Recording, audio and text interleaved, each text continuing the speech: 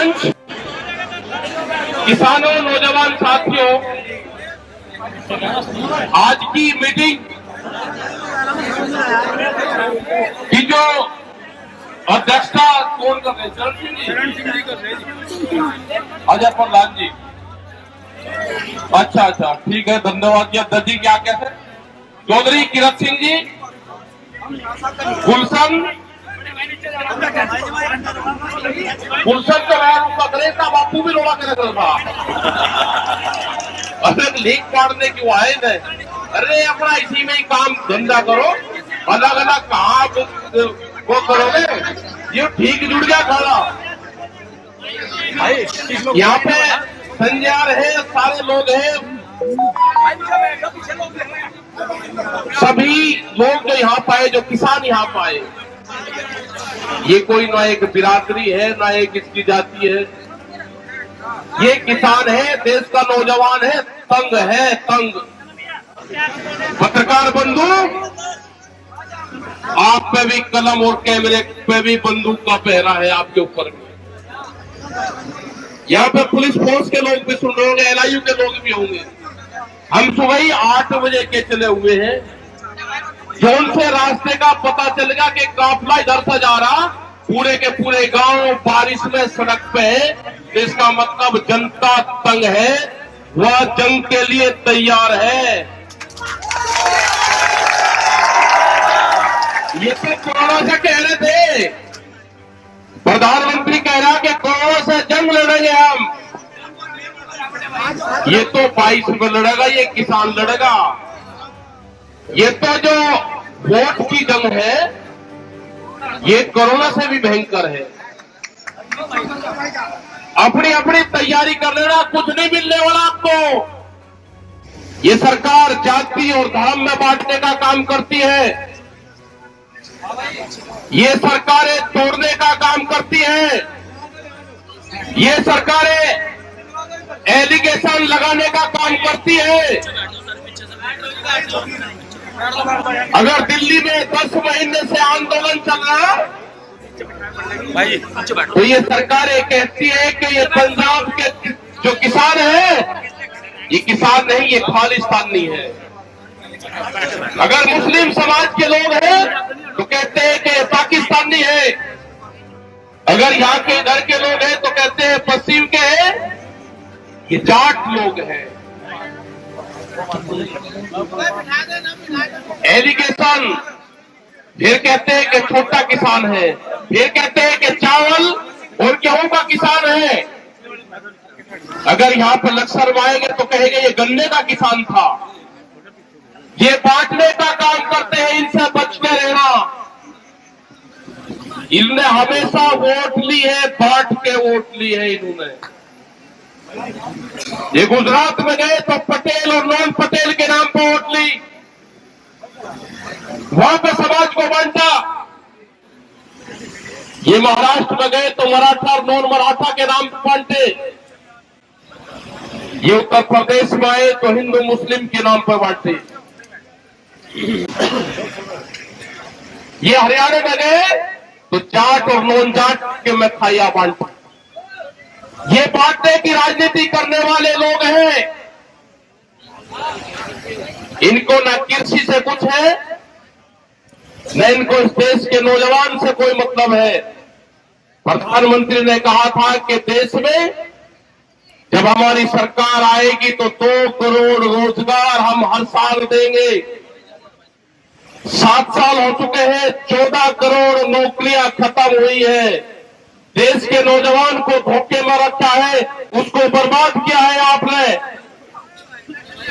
देश के किसानों को बर्बाद किया। 3 काले कानून लेकर आए, किसान से कोई सलाह मशवरा नहीं, कृषि फायदे का सोचना बताते हैं। हिमाचल का किसान जो उसने एग्रीमेंट आज से 11 साल पहले अपने सेव का किया था, एक बाहरी कंपनी आती है अडानी नाम की, तो कहा कि 16 रुपए पर किलो मैं हिमाचल के सेब के रेट गिराऊंगा। ये उत्तराखंड की धरती है, यहां पे भी सेब पैदा होता है। पूरा बर्बाद हो गया है। हमारा पूरा पहाड़ प्लान कर रहा है, प्लान नीचे कोई उनको भाव नहीं मिलता। बहुत बुरी स्थिति है। बड़ी बड़ी कंपनियों का फूड चेन आपके भोजन को छीनना चाहती है, गरीब की रोटी तिजोरी में बंद करना चाहती है, अनाज को कोठियों में बंद करेंगे, वेयर हाउस में बंद करेंगे, अनाज को गोदामों में बंद करेंगे। भूख के आधार पर देश और दुनिया में रोटियों की कीमतें तय होगी कि भूख कितनी लगी है, उसकी कीमतें हम तय करेंगे। जब आपकी फसल आएगी 2 महीने फसलों का रेट कम होगा, अपने गोदाम भरेंगे, इसके बाद में रेट बढ़ाने का काम करेंगे। इनके सर्वे हुए, बड़ी बड़ी कंपनी के सर्वे हुआ कि सुनना 17 बार महिलाएं इस्तेमाल करती है एक साल में। उस पर व्यापार नहीं अब होगा, अब व्यापार होगा, रोटियों का व्यापार देश में होगा। उन्होंने कहा कि एक साल में 700 बार भूख लगती है एक आदमी को। इससे बड़ा कोई कारोबार नहीं। रोटी को अपने कब्जे में करो और भूख के आधार पर देश में कीमतें तय करो। उस गरीब आदमी का क्या होगा जो 2 वक्त की रोटी के लिए पूरा दिन मेहनत करता है। आज आप देखो, तेल जो कहानियां निकाल के हम अपने घरों में, जिसको कच्ची कहानी कहते थे, सरसों के तेल की, उसने कहा कि खुला हुआ तेल नहीं बिकेगा। ये मेरा जो गांव का, जो शहर का जो दुकानदार है, ये बर्बाद होगा। पैकिंग बजाएगा तो कंपनी का माल बेचना पड़ेगा। रोजगार पूरे खत्म होंगे, पूरा दुकानदार व्यापारी खत्म होगा। अगर किसान बर्बाद होगा तो व्यापारी भी बर्बाद होगा। चौधरी चरण सिंह जी कहते थे कि किसी क्षेत्र को अगर देखना है वो कितना संपन्न है, तो गांव की गलियां नहीं, आप शहर का बाजार देखो। जो लालाजी बैठा हुआ है दुकान पे, उसका गल्ला ठीक है, उसकी दुकान अगर सजी धजी है, लालाजी अगर मजबूत है, कपड़े उसके ठीक है, शीशे का उसका शोकेस बना हुआ है, तो ये देख लेना कि यहाँ का किसान मजबूत है। और जिस क्षेत्र का दुकानदार कमजोर होगा, उस क्षेत्र के रहने वाली जनता भी कमजोर होगी। गांव देखने की जरूरत नहीं, शहर के अपने व्यापारी की दुकान देख लो, उसकी हालात क्या है। ये बर्बाद होंगे सब दुकानदार भी, ये दुकानदार भी बर्बाद होंगे। अगर गन्ने के पैसे दुगने आ जाएंगे, अगर एमएसपी के हमारा माल मिलेगा, हमारा जो पैसा किसान के पास में आएगा, वो सीधा किसान दुकान पर जाएगा, अपना मकान बनाएगा, नई चीज खरीदेगा, कपड़े खरीदेगा, कर्मचारियों को, नौजवानों को उसको रोजगार देगा। लेकिन जब किसान पे ही पैसा नहीं होगा तो व्यापारी भी भूख से मरेगा। ये संघर्ष जारी रहेगा जब तक 3 काले कानून और एमएसपी पे गारंटी नहीं मिलेगी। ये आंदोलन जारी रहेगा। ये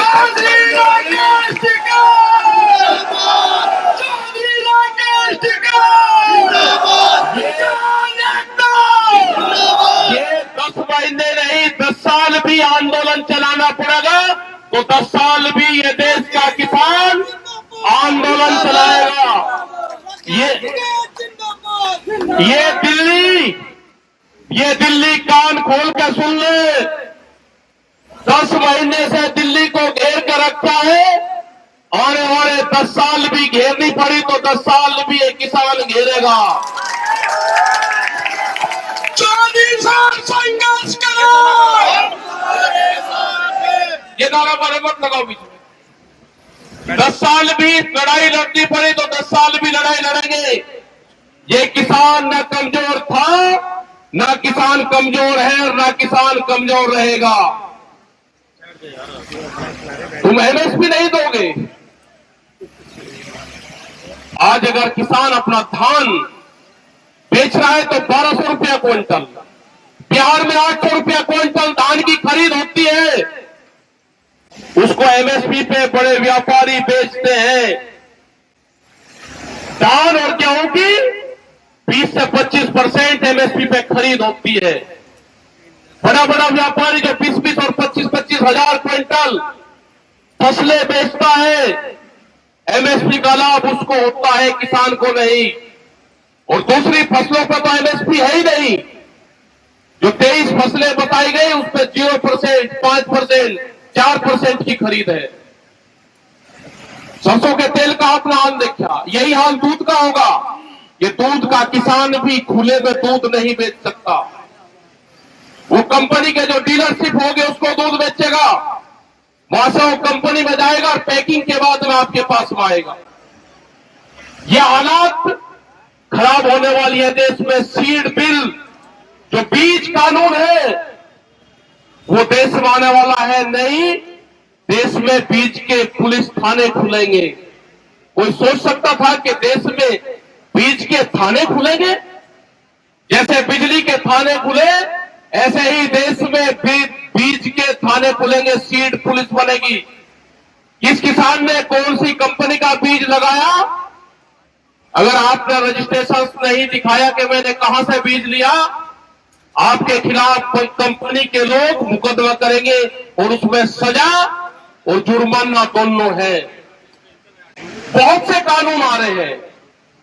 आपको उलझा कर रखा कि आप तो गांव में लड़ते रहो, मैं इस देश को बेच लूं। ये झूठ कहते थे कि चाय बेचता था, इसका प्लान बहुत लंबा था। इसने आधा देश बेच दिया, रेलें बेची, बड़ी बड़ी कंपनियां बेची। विशाखापट्टनम में एक steel plant, Visakhapatnam steel plant, उसकी 3.5 लाख करोड़ से 4 लाख रुपए, 4 करोड़ रुपए कीमत, 3.5 लाख करोड़ से 4 लाख, 4.5 लाख करोड़ रुपया, उसको 14,000 रुपए में। जैसे कोई 4 लाख की चीज और 14,000 रुपए में बेचती हो तो आमदनी किसकी बढ़ेगी? ये अडानी का क्या रिश्तेदार लगता है? अंबानी अडानी। गुजरात के अंदर 60 गांव की जमीन रिलायंस को दी, उसका अधिग्रहण करा। वहां आम की खेती होती थी, वहां पे वे पूरी की पूरी जमीन रिलायंस को दी, 60 गांव की जमीन। वो मुकदमा नीचे से लगाकर ऊपर तक आए, सुप्रीम कोर्ट तक। सुप्रीम कोर्ट में जो एक जज था उसने हराया। जब डबल बेंच में गए वही जज डबल बेंच में गया, जब हराया। जब ट्रिपल बेंच में गए वही जज तीसरी बेंच में भी गया, तीनों में हराया। क्या 60 गांठ है पता नहीं चल रहा। पूरे देश के संस्थाओं पे कब्जा है, बोलने की किसी की हिम्मत नहीं है। कोई अगर बोलने की कोशिश करता है तो ईडी, सीबीआई ये सब लगा देते हैं। कोई अगर आंदोलन मारने की कोशिश करता है तो उसके खिलाफ पर्चा दर्ज होता है, पर्चा दर्ज। ये तो अब निकलने की हिम्मत करी हमारे कुछ लोगों ने। खोल कर दे दो, निकलो, सड़कों पर निकलना पड़ेगा आंदोलन के लिए। ये आंदोलन होगा देश में, सड़कों पे आना पड़ेगा आप लोगों को। अगर आप भी आंदोलन नहीं करें तो आने वाली पीढ़ी आंदोलन नहीं कर सकती। क्या जब ही आंदोलन करोगे जब आपकी जमीनें चली जाएगी? ये किसान क्रेडिट कार्ड किसान का मौत का कार्ड है। बड़ी बड़ी कंपनियां आ रही बैंकों से, पूरा का पूरा जो आपको क्रेडिट कर रखा है वो पूरा डाटा लेंगी, बैंक को पूरा फाइनेंस करेंगे, कहेंगे कि रिकवरी करने का अधिकार हमारा है, हम कर लेंगे इनसे रिकवरी। उसके बाद में गुंडे आपके यहां पे भेजेंगे, कहेंगे ये बैंक का पैसा है, या तो ये दे दो और या जमीन दे दो। तो बहुत से लोगों की जमीन जाएगी उसमें। आपने भाव की लड़ाई नहीं लगी। जब भाव की लड़ाई का टाइम आया उस टाइम पर लड़ाइयां नहीं लड़ाई गई। उस टाइम पे कहा कि किसान क्रेडिट कार्ड बन गया, और किसान क्रेडिट कार्ड से ही किसान ने अपने खर्चे चलाए। यहां पे आंदोलन होते थे उत्तराखंड में। जब उत्तराखंड की जमीनें महंगी हुई तो लोगों ने आंदोलन करना छोड़ दिया कि जमीनें बहुत महंगी है, 200 गज जमीन बेच लेंगे, हमारा काम चल जाएगा। भाव की लड़ाई नहीं लड़ी गई। आज भी अगर उत्तराखंड को बचाना है तो खेती किसानी को बचाना पड़ेगा। अगर आज भी उत्तराखंड को बचाना है तो जो हमारा पहाड़ का किसान है उसका साथ देना पड़ेगा, उसको ट्रांसपोर्ट सब्सिडी देनी पड़ेगी, उसके फसल को मंडी तक जाने की सरकार व्यवस्था करे। वहां पर टूरिज्म विलेज टूरिज्म पॉलिसी, जो टूरिस्ट जाता है उसका फायदा वहां के किसान को हो, ये व्यवस्था करनी पड़ेगी। जंगली जानवरों का बेहद आतंक है, वो मैदानी क्षेत्र में भी है और वो पहाड़ के क्षेत्र में भी है, उसका भी हमको काम करना पड़ेगा। जो वहां पे जंगल खड़े हो गए हैं, जो लोग छोड़ छोड़ कर आ गए, जो जंगली जानवर वहां पे पैदा हुए, उसकी सरकार की जिम्मेदारी उसकी है। वहां पे पानी का प्रबंध नहीं है तो इसीलिए वहां के लोग प्लान कर रहे हैं, वो नीचे आ रहे हैं। आपस में लड़ाने का काम करेंगे। पहाड़वाद और प्लेनवाद की एक लड़ाई आपके बीच में भी वे रखेंगे हमेशा। इनसे भी बचना कि उत्तराखंड में और कुछ नहीं मिला तो उत्तराखंड में पहाड़ और प्लेन की बात करो, ये आपको लड़ाने का काम करेंगे। ये चीजें ध्यान रखना आप। मैदानी क्षेत्र में हमको एमएसपी चाहिए। गन्ने का 1 रुपया नहीं बढ़ा पिछले 5 साल में गन्ने का भुगतान, और गन्ने का रेट यहां पे बढ़े। एमएसपी पे खरीद की गारंटी सरकार दे, उस पर कानून बनाए। ये हमारे सारे सवाल है। यही उत्तर प्रदेश, यही देश के लिए है। आप आंदोलन अगर यहां पे भी कर रहे हैं तो इस आंदोलन की गूंज पूरे देश भर में है। ये आज संयुक्त मोर्चे की मीटिंग यहां पे है। आज संयुक्त मोर्चे के बड़े लीडर बाजवा जी यहां पे हैं। इस मीटिंग की गूंज पूरे देश और दुनिया में है। हम धन्यवाद देना चाहते हैं जो हमारे सिख समाज के लोग हैं, इन्होंने वहां पे बहुत मदद करी। जो वहां पे हमारे बापे हैं, जो लंगर भंडारे का काम चलते हैं,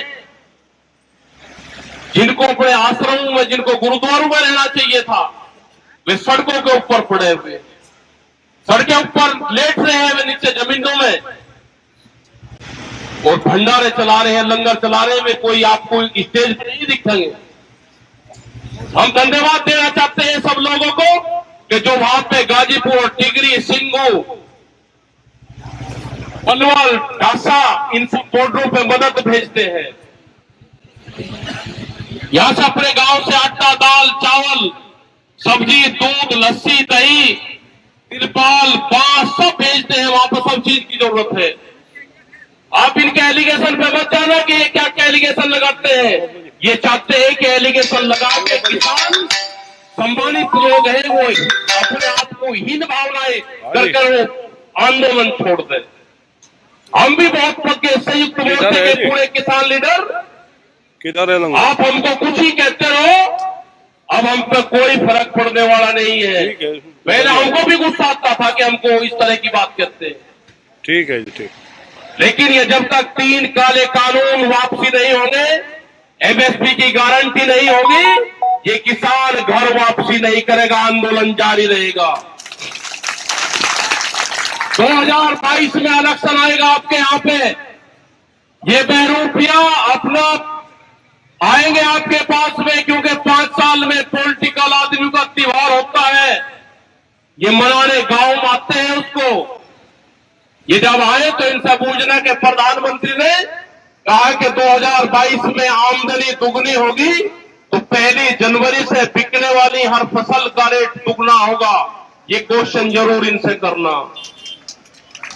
इनसे करना कि बिजली के क्या रेट है, इनसे करना कि गन्ने के क्यों रेट नहीं बढ़े, इनसे करना कि धान और जो गेहूं और जो मक्का यहाँ का किसान पैदा करता है उसके रेट क्यों नहीं बढ़े।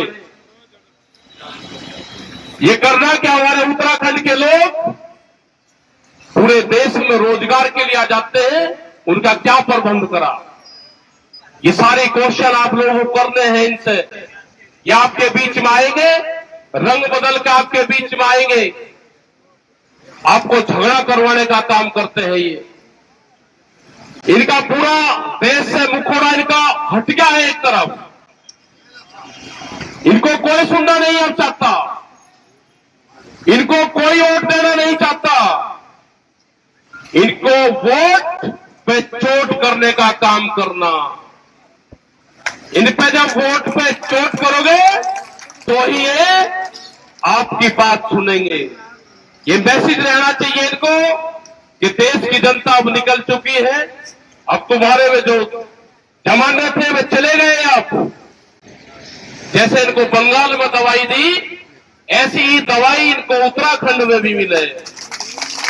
उत्तराखंड की जड़ी बूटी वो बगैर खाद की है, वह काम बढ़िया करेगी। उत्तराखंड से दवाई मिलेगी तो पूरे देश में इनको आराम करेगी। वो इनका कोर्स पूरा करना पड़ेगा। उत्तराखंड की जड़ी बूटी अब तक जरूर इनको देना। उत्तर प्रदेश तैयार बैठा है पूर्ण रूप से। तो आपने, क्योंकि हम भी सुबह ही 8 बजे चले वहां से, मंडी धनौरा से, जैसे पता चला कि कौन से रूट से काफले जा रहे हैं किसानों के पूरे गांव बरसात में भी सड़कों पे थे। यहां पे भी पता चला कि 11 साढ़े 11 बजे बारिश शुरू हुई तो ऊपरले वाले से सब लोगों ने विनती यही करी कि भाई रुक जा, थोड़ी देर ठंड सी कर दे। क्योंकि जो एक तरह की भावनाएं होती है, इस आंदोलन को चलाने वाला कोई और है, उस पे ऊपर वाले पे विश्वास रखो। जो जिसको मानता है उसी पे ही विश्वास रखो। इस आंदोलन को चलाने वाला कोई और है, इसका महारथी कोई और है, इसका संचालन करने वाला कोई और है, उस पे विश्वास रखो। ऊपर वाले पे जीत आपकी निश्चित होगी। जीत देश के किसान और नौजवान की होगी, जीत देश के मजदूर की होगी, यहाँ के दुकानदार की होगी जो परिवारों को उधार सामान देता है। जीत उसकी होगी। वो भी अपने वहां पर बैठा हुआ करता है कि किसान का भुगतान हो जाए, उसको पता रहता है कि कब तक का भुगतान आया, तो जीत उसकी होगी। मैं धन्यवाद देना चाहता हूं कि हम करीब 2-2.5 घंटे लेट हुए, उसके बाद में भी जनसंख्या यहाँ बढ़ती रही, बहुत बड़ी तादाद यहाँ पाई। पूरे जो संयोजक लोग हैं, जो काम करने वाले लोग हैं, दिगंबर हर जो बिजनौर से आए, इनको भी बहुत मेहनत है। यहाँ पे किरण सिंह हर है, मैं पूरी टीम को धन्यवाद देना चाहता हूँ कि आपने बहुत मेहनत करी, आप लोगों के बीच तक वे गए और सभी समाज के लोग यहाँ पे हैं। आपका धन्यवाद। जय हिंद, जय भारत, जय उत्तराखंड।